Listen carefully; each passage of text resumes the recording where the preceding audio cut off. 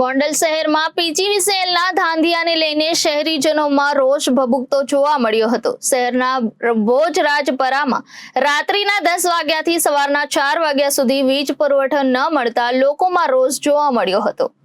ગોંડલ શહેરમાં પીજીવીસીએલના ધાંધિયાને લઈને શહેરીજનોમાં રોષ ભભૂકતો જોવા મળ્યો હતો।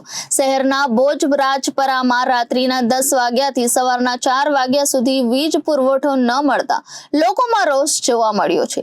ભોજરાજપરા વિસ્તારમાં છેલ્લા 3 વર્ષથી લો વોલ્ટેજના પણ ધાંધિયા છે।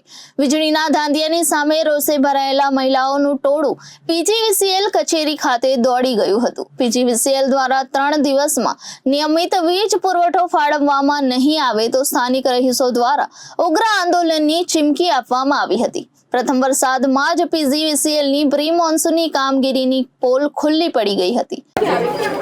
ભોજરાજપરા વિસ્તારના રહેવાસીઓ આજે છેલ્લા 3 વર્ષથી લો વોલ્ટેજના કારણે હેરાન થાય છે।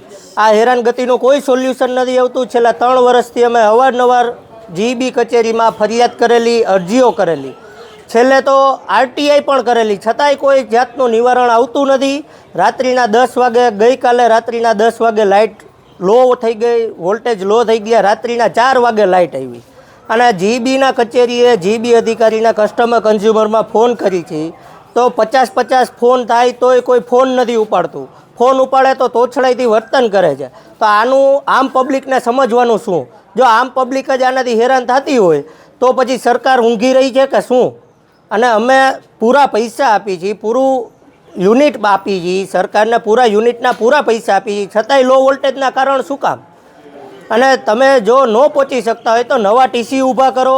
નવા ટીસીમાંથી લોડ વિજિલન્સ મુકાવવાનું હું આજે 3 વર્ષથી રજૂઆત કરું છું કે વિજિલન્સ મુકાવી અને તમે લોડના ચેકિંગ કરાવી અને જેને લોડ વધારે વાપરતા હોય, મીટરમાં બતાવેલ લોડ કરતાં એને પૂરું બિલ આપો, લોડનું બિલ આપો અને ચેકિંગ કરો અને પૂરતા ટીસી મૂકો, પૂરતો પાવર આપો। જેટકોમાંથી પૂરતો પાવર લ્યો અને અમને પૂરતો પાવર આપો, છતાંય કોઈ એક્શન લેતા નથી। જીબી કચેરી ઘોર નિંદ્રા જ કરી રહી છે છેલ્લા 3 વર્ષથી અને કોઈ અમારી અરજી સાંભળતું નથી। અમે અહીંયા આટલી રજૂઆત કરી છે છતાંય કોઈ એક્શન આવતા નથી।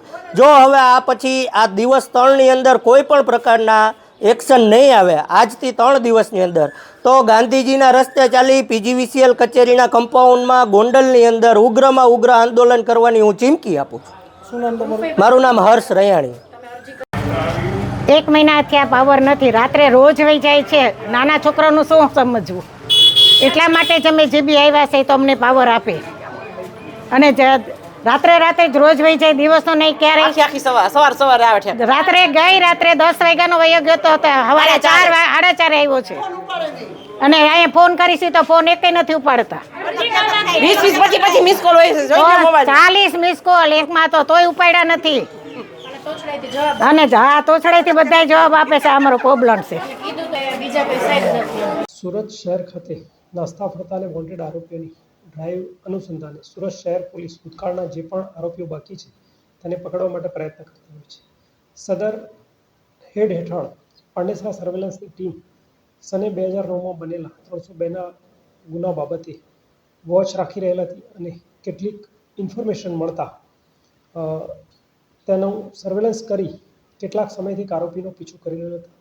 જે આરોપીની હકીકત મળતા કડોદરા જીઆઈડીસી ખાતે મુન્ના પ્રસાદ કુશવા નામનો માણસ રહે છે અને પોતે પાંડેસરા પોલીસનો વોન્ટેડ આરોપી છે તે હકીકત વેરીફાઈ થતાં પાંડેસરા પોલીસે ગઈકાલે સર્વેલન્સના માણસો દ્વારા ટ્રેકિંગ કરી તેની ધરપકડ કરેલ હતી। આ ધરપકડ પાછળ પાંડેસરા પોલીસે ટેકનિકલ અને હ્યુમન ઇન્ટેલિજન્સનું કોમ્બિનેશન કરી અને સને 2009માં થયેલા મર્ડરની હકીકતને પર્દાફાશ કરી હતી।